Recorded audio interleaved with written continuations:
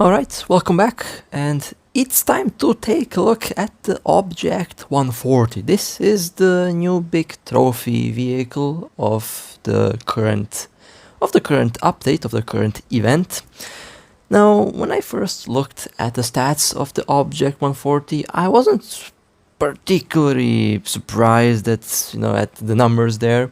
I thought it looked pretty average, it looked like your average tier 7 vehicle, but when I started to use it in combat, it kind of performed, I would say, much better than what I initially expected. It has a 100mm main cannon, it can fire APDS, HEATFS, it has heat, and high explosive, obviously. Its mobility is not the best, but it's decent enough. The armor is one of the better aspects of this vehicle. 298mm average penetration, which does sit, into the parameters of the shells, as you will see in a moment. So, as I mentioned before, the speed and mobility is not with the best, but it's more than enough. The armor is decent, and the main cannon on this vehicle is decent. The reload 8.5 seconds is not too bad. There are vehicles that will fire faster, but it's going to get the job done. So let's take a look at the shells. APDS 300mm is the penetration. You have APC-BC at 290mm of penetration. You have HEATFS, which penetrates up to 380mm, and you have high explosive. I personally use APDS as my primary ammo and HEATFS as my secondary. However, on this vehicle I would say the HEATFS ammo works really good. I've been using both ammunition types in some of the last videos, and maybe I think I'll be using it in this video, and the heat-based ammo is surprisingly good. I don't know if they changed the heat ammo physics or something, but the heat ammo on this vehicle, at least, and on the Leopards as well, seems to do some decent damage. It doesn't, it's not as bad as it used to be. It's a good alternative, and I usually use heat-based ammo on lightly armored targets and on vehicles that AP ammo will simply do nothing on. So let's start with the first battle. So the reverse is 8-9 km per hour. Not the best, but not the worst. I mean, the Pancake is 5-7 km per hour. The tier 8 Pancake, the ATGM Object 775 has a very bad reverse. This reverse feels usable though. It's not as bad. Its reverse is still better than the T72 series. T60 series also has a very bad reverse, but you can still get in a very bad position if you don't hide the vehicle properly. So relying on the reverse gear on this vehicle is not something I would personally recommend, but you can if you position yourself in a good way so that the enemy vehicles don't get too much opportunities to fire at this tank. Now, how do I play the Object 140? What's the recommended gameplay? I would say if you're used to driving the T55 series vehicles, the T54, the T64, the T60, these vehicles, it's probably going to feel the same. However, this vehicle kind of gave me a different experience. I can't really put it into words. It doesn't really feel like your average T72 or the T55. It feels a little bit different. It does have that unique aspect to it that I personally enjoy, and it does do some very interesting damage. Speaking about the damage, because it's only a 100mm main cannon, it's just a bit smaller than the 105, definitely smaller than 120mm, and usually the lower caliber main cannons tend to, you know, give less overall damage. However, with this cannon I didn't experience that.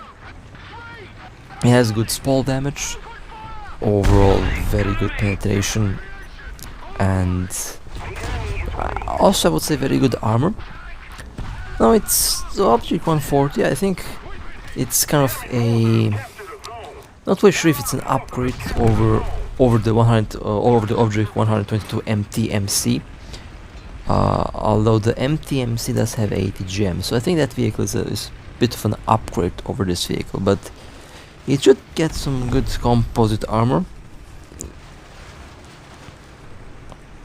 So within the tier it should be one of the more heavily armored vehicles, but as we all know, we don't really rely on the armor in high tier. Relying on armor in high tier isn't really something I would recommend.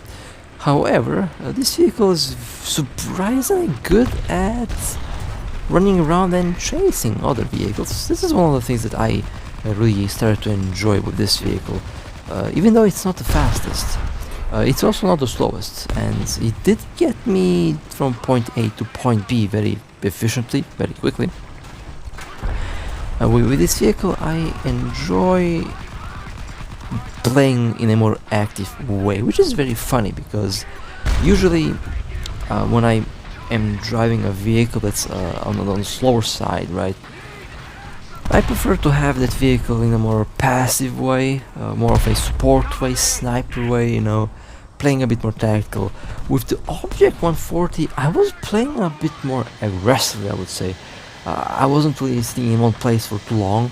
I was moving around, I was very active in most of my battles with the Object 140. I was very active, I was moving around. Not really sure why I started to do that with this vehicle, with not the best mobility, by the way. Somehow its mobility works the best for me. It doesn't let me go too fast, but at the same time I'm also not too late. I would say it's right in the middle. If you play it properly, it's going to work really well, I would say. You know, this is a vehicle that will prevent you from rushing forward. And it feels like this vehicle prevents me from making dumb mistakes, because I'm too slow to make dumb mistakes, but at the same time I'm also not too fast to get myself into some very tricky situations. So it feels like this vehicle is very forgiving to mistakes, even though in tier 7 and in tier 6, 7, 8 and above, mistakes are basically all usually fatal, because one hit and your vehicle is usually destroyed. With this vehicle I feel like the leeway of, you know, being able to make a mistake is a bit greater, so it feels easier to just drive, which is pretty funny, because obviously I wouldn't call this the best vehicle of tier 7, far from it actually. I still prefer the Leopard. I would say the normal Leopard might be the best vehicle of the tier, in a way.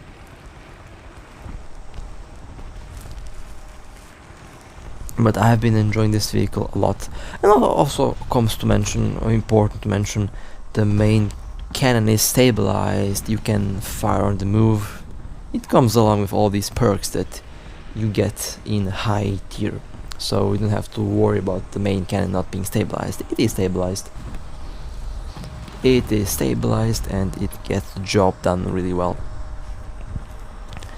Also, the vehicle is not too flat, and at the same time it's also not too tall. It's right in the middle, I would say, about the same height as the other T50 based or T60 based vehicles.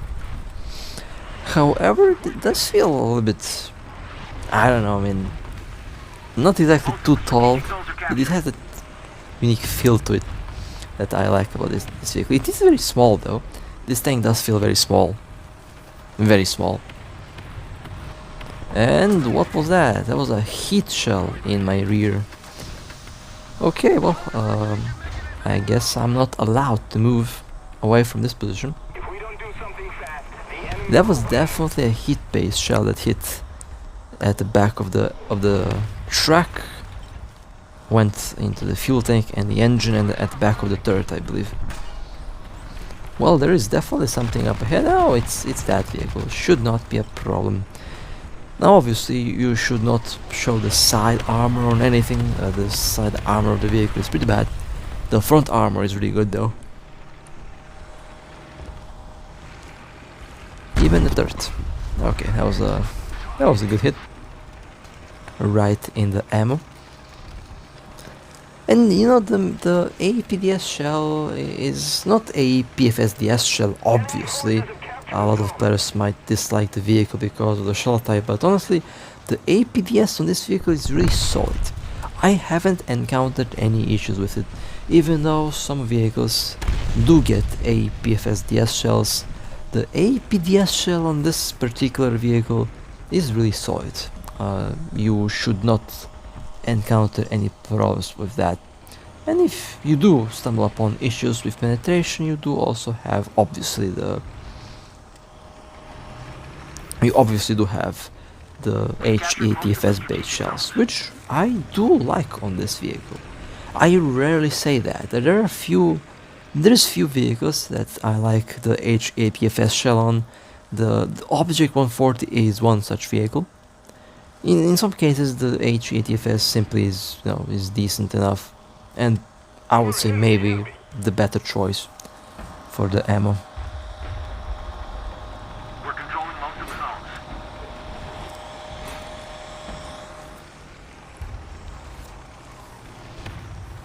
And at the same time, you know, kind of the goal of these videos is to explain how the tank works, and you can decide if you want the vehicle or not. I mean, again, my job as a content creator is to basically show how things work, and you know, just do some fun gameplay, as I usually do. And that's the nice destroyed vehicle. You know, in the last video, I had like 2 battles in a row where I had 10 destroyed vehicles in both battles, basically.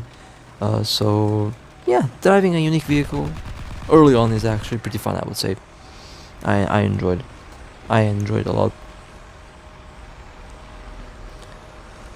Well, that was a pretty active battle, I must say.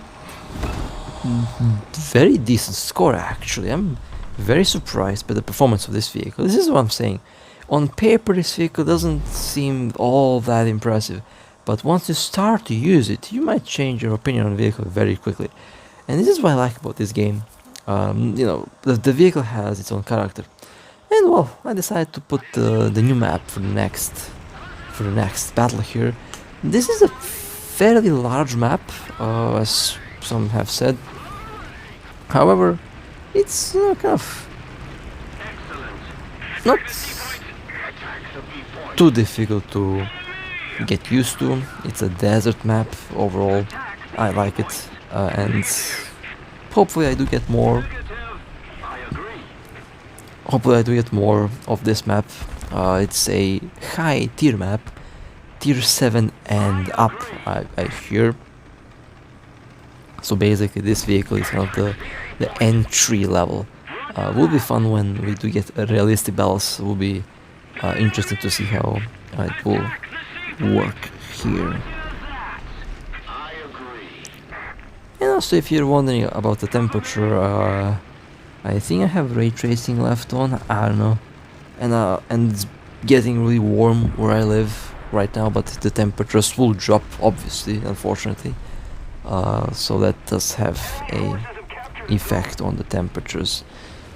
But yeah, I do like how the map plays. I do like how the map works, and I would attempt to drive all over the place on this map in this battle, just to show you how this map works, because you know what, why not. There are some good camping spots that I need to go to with some other vehicles. I think this map will be pretty fun with ATGM boxes. This map will be pretty fun with vehicles that have very good gun depression. Oh look, a T-54 across the map and destroyed. That's a good hit in the ammo. As I mentioned before, the APDS shell on this little vehicle is very powerful, very good. Even though it's only a 100mm caliber main cannon, it still gets the job done incredibly well. I wish that my vehicle would not get stuck on random objects, though that would be one thing to consider. But yeah, I still get stuck on random things like that because my luck is just like that. But let's keep on moving and let's keep playing the new map. We will go to Zone B, which is right in the middle of the map. Right over here, we are capturing it.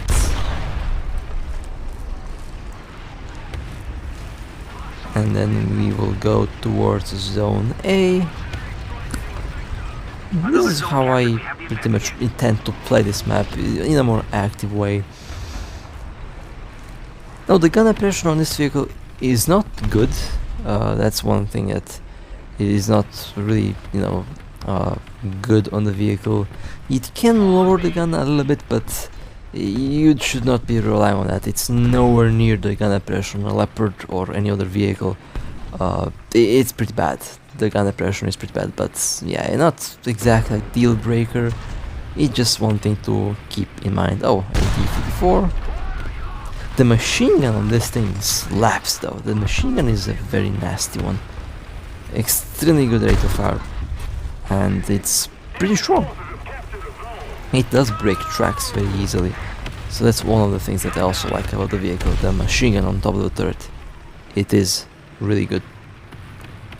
Oh look, we have a Merkava. Let's immobilize that thing right there. Okay, now I should be safe. Breaking one track. Let's break the other track. There we go. And Merkava destroyed. Perfect. Okay. The threat has been removed. Now let's go and capture the zone if possible. Well, I say if possible. Knowing my luck, this is where things usually end. But seems clear. Okay. I also have this rock in the middle, placed conveniently for cover. Okay, that's interesting. Next, we will be going. There's a vehicle to our right. I think we will be rushing towards Zone C again if I manage to get there on time. That is. We're controlling most of the zones. That is, if I get there on time. Unless something distracts me on the way there. You know, I said the mobility of the vehicle was bad. I kind of take that back now. It does turn really quickly. It's just the speed in the reverse speed of this vehicle that is pretty bad. The overall mobility, the turning and all that, I would say it's pretty decent. It's just the top speed. The top speed of the vehicle is, not the fastest and the slowest, and the reverse is definitely on the slower side. I would say that's pretty much the main issue I have with the vehicle. Not exactly an issue, but one of the things to consider while attempting to play or buy the vehicle or the platoon itself. Although I would say when the Tech Tree system is released, could even happen next update, I would say. All of these vehicles will be separate. It will be pretty interesting to see how the tech tree will look.